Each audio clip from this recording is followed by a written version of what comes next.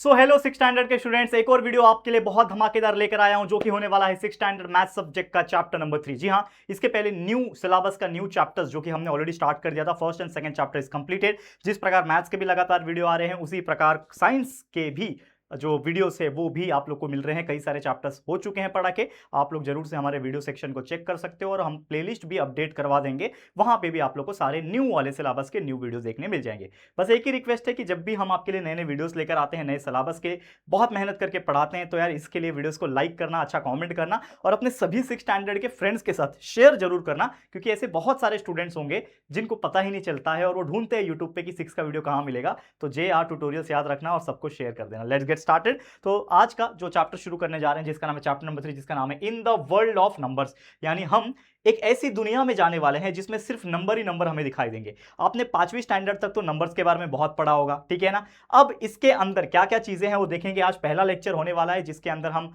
कुछ कंसेप्ट को समझेंगे, कुछ थियोरी को समझेंगे और उससे कुछ एग्जांपल्स को सॉल्व करेंगे। तो शुरू करते हैं। सबसे पहले अगर आप देख पा रहे हो यहाँ पे स्क्रीन के ऊपर, तो आपको कुछ नंबर दिख रहा होगा जैसे 3, 0, 5, 9, 7। ये क्या है? कुछ नंबर्स है। तो हम सभी लोग जानते हैं कि ये जो नंबर्स लिखे हैं यहाँ पे, करेक्ट है, ये जो नंबर्स लिखे हैं इनका कुछ ना कुछ यूनिट होता है। तो बचपन में हमने आपसे सिखाया होगा कि अगर कोई नंबर है तो उसका सबसे इस तरफ, मतलब राइट की तरफ से सबसे पहला चीज होता है यूनिट प्लेस। ये होता है आपका टेंस प्लेस। ये होता है आपका 100 प्लेस, करेक्ट है, सभी लोग को पता ही होगा। ये होता है आपका 1000 प्लेस, ठीक है।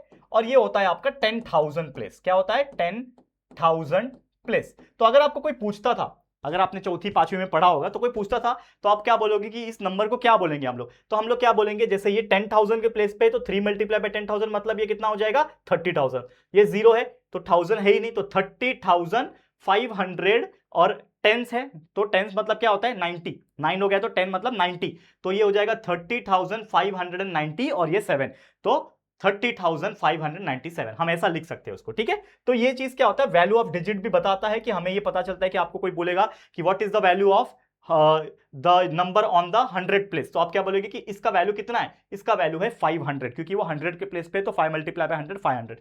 कोई पूछेगा कि 3 का वैल्यू क्या है, तो ये 10,000 के प्लेस पे, तो 3 मल्टीप्लाई बाय 10,000 मतलब 30,000। तो इस प्रकार से चीजें हम पढ़ते थे। तो आज हमें पढ़ना है natural numbers and whole numbers. ये होता क्या है समझो पहले। देखो, कभी भी याद रखना, नेचुरल नंबर जो होता है वो 1 से स्टार्ट होता है। आपने बचपन में ये तो सुना होगा कि नंबर 1 2 3 4 5 6 7 होता है, ठीक है। लेकिन आपको ये पता है क्या कि ये नंबर का आखिरी पॉइंट क्या है? यानी मैं बोलूंगा 10,000, कोई बोलेगा 20,000, कोई बोलेगा 1 लाख, कोई बोलेगा 1 करोड़, कोई बोलेगा बिलियन, मिलियन, बहुत सारी चीजें हैं।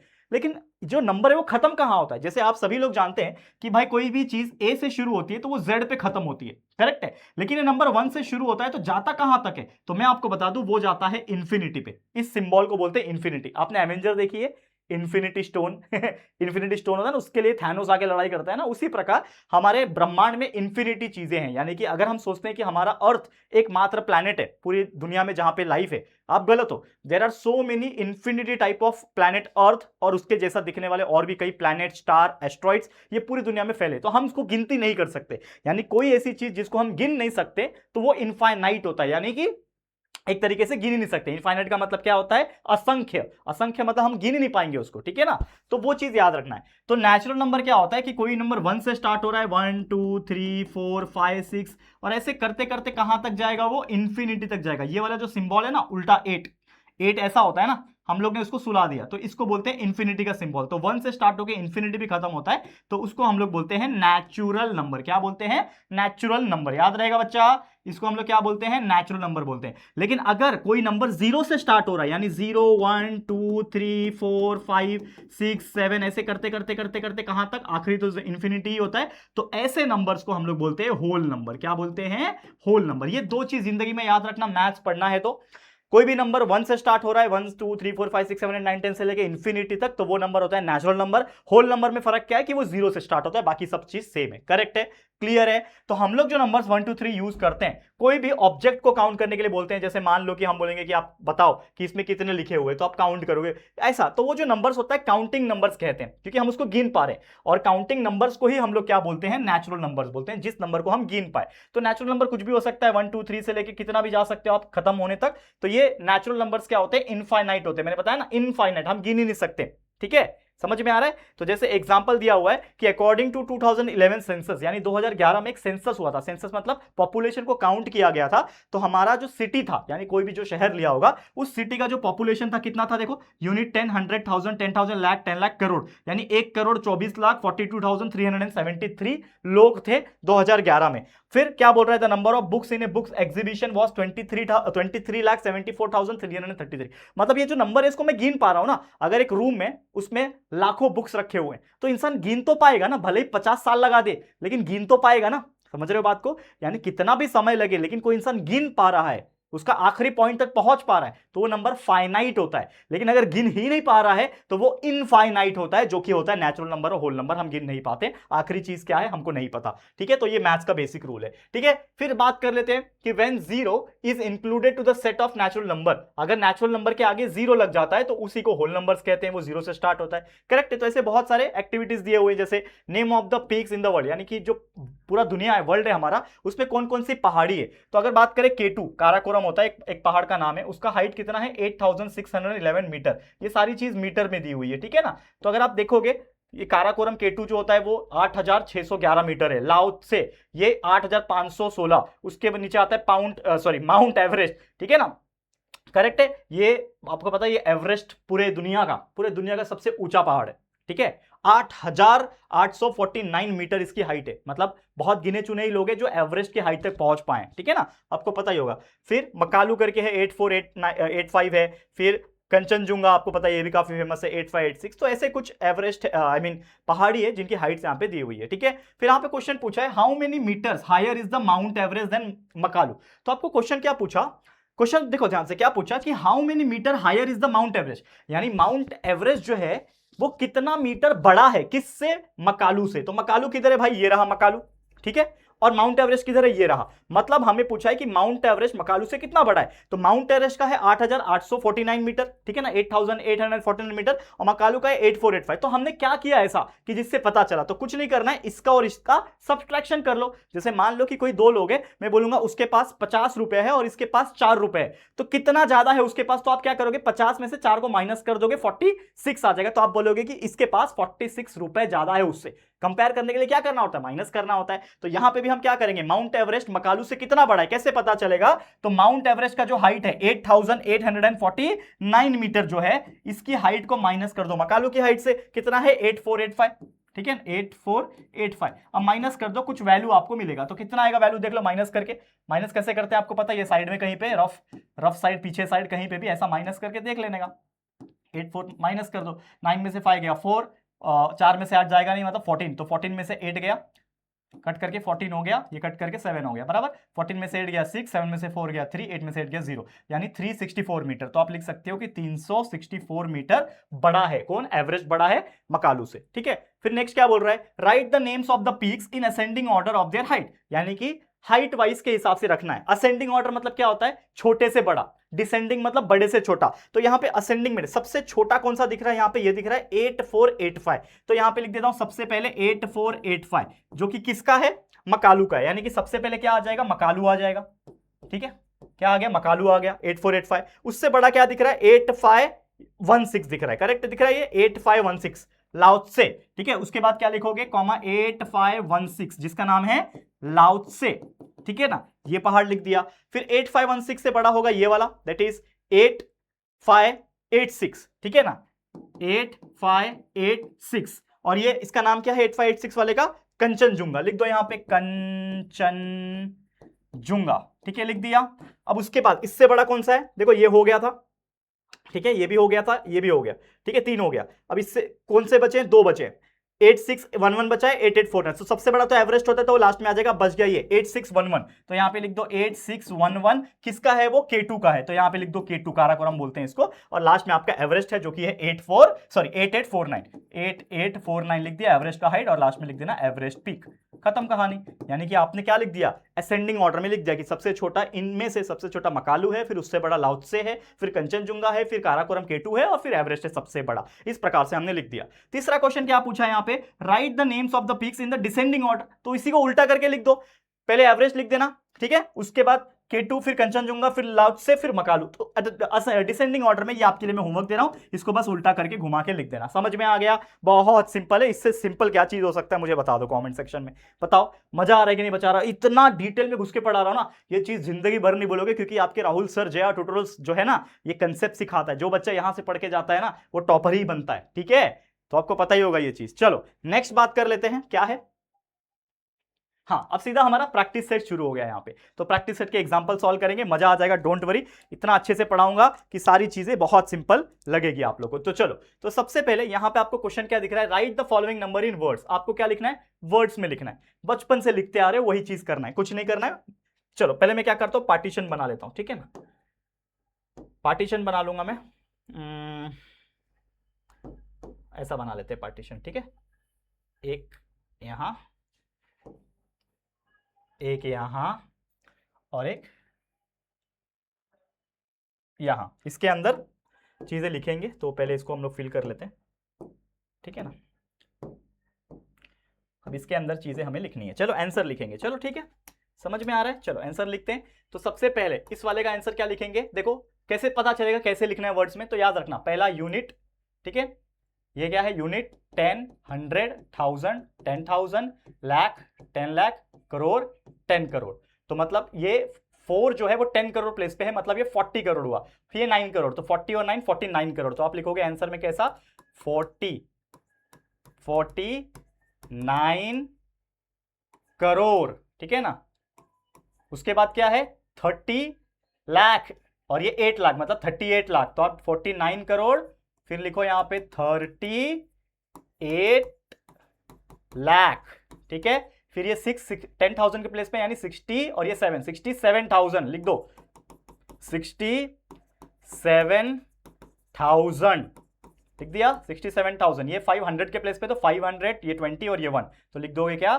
500 एंड क्या है ये? 21, ठीक है? TWENTY 21। कितना सिंपल है बताओ, क्या है ये? 49 करोड़, 38 लाख, 67,521। खत्म, इजी था। सेम उसी प्रकार देखो, ये भी क्या है? यूनिट, 10, 100, 1000, 10,000, लाख, 10 लाख, करोड़, और ये 10 करोड़ के प्लेस पे है। तो आप कैसे लिखोगे सेम इसको भी?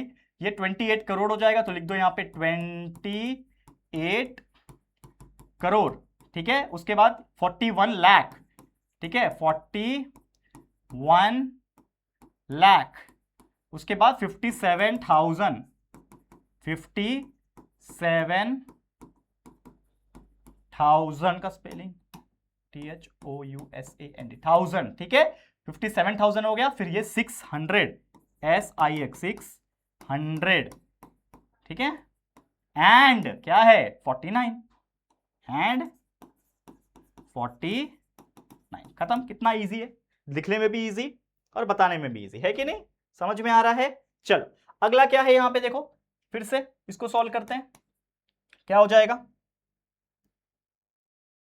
क्या हो जाएगा? देखो ये यूनिट, ये 10, ये 100, ये 1000, ये 10,000, लाख, 10 लाख, और ये करोड़। तो मतलब ये 2 करोड़ रहेगा, तो हम लोग लिखेंगे यहाँ पे 2 करोड़, ठीक है? उसके बाद क्या आ जाएगा? ये 10 लाख के प्लेस पे है, मतलब 30 लाख, और ये 7 लाख, मतलब 37 लाख। तो 2 करोड़ 37 लाख, ठीक है? उसके बाद ये 50,000, क्योंकि जीरो है ना 1000, तो डायरेक्ट 50,000 दिख रहा है आप लोग को, तो 50,000, ठीक है? फिर ये 100 के प्लेस पे है, तो 100, और लास्ट में है 45, तो एंड लिख देना होता है 145। खत्म।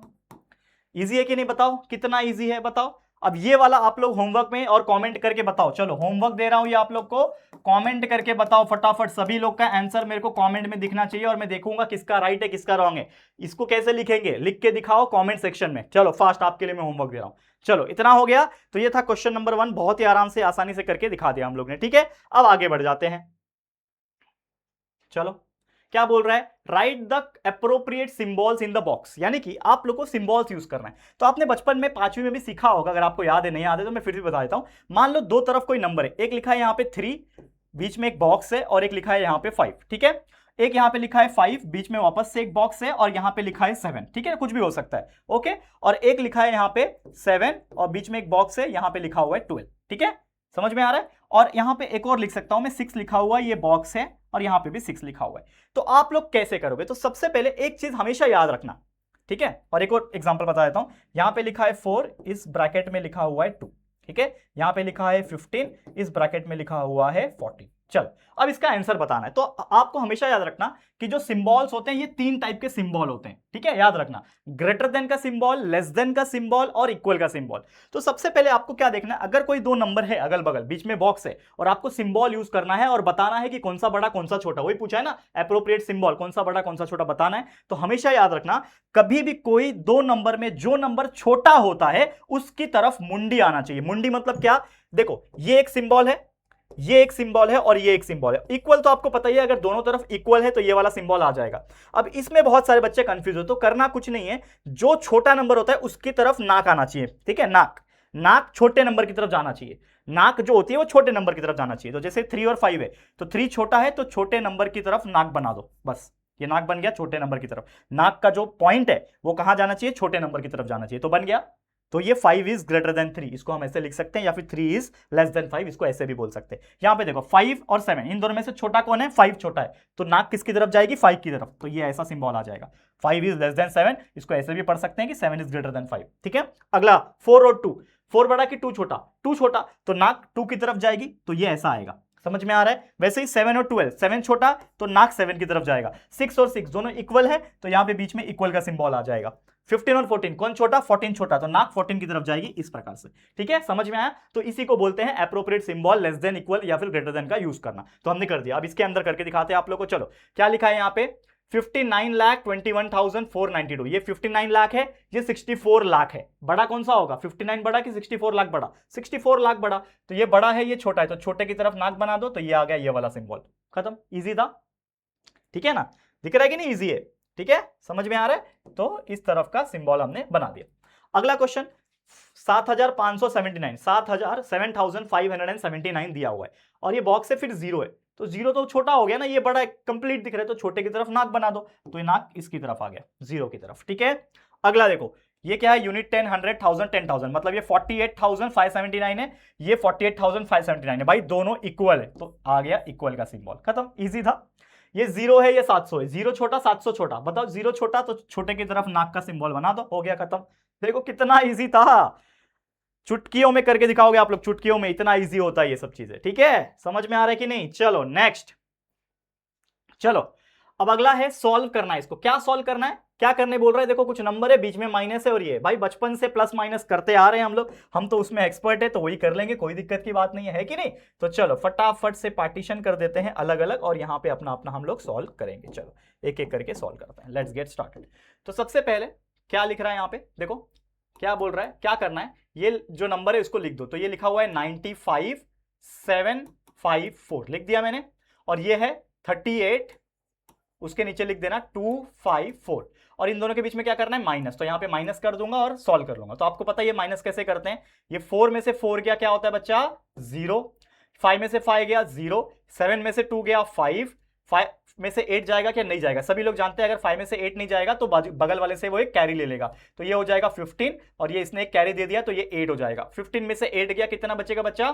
15 माइनस 8 7, और ये 8 में से 3 गया 5, तो हमारा आंसर कितना आ गया?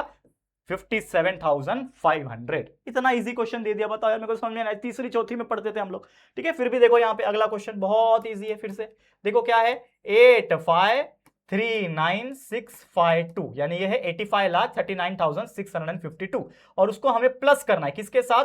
उसके नीचे लिख दो 53,27,541, ठीक है। इसको क्या करना है? प्लस करना है, तो कैसे होगा प्लस?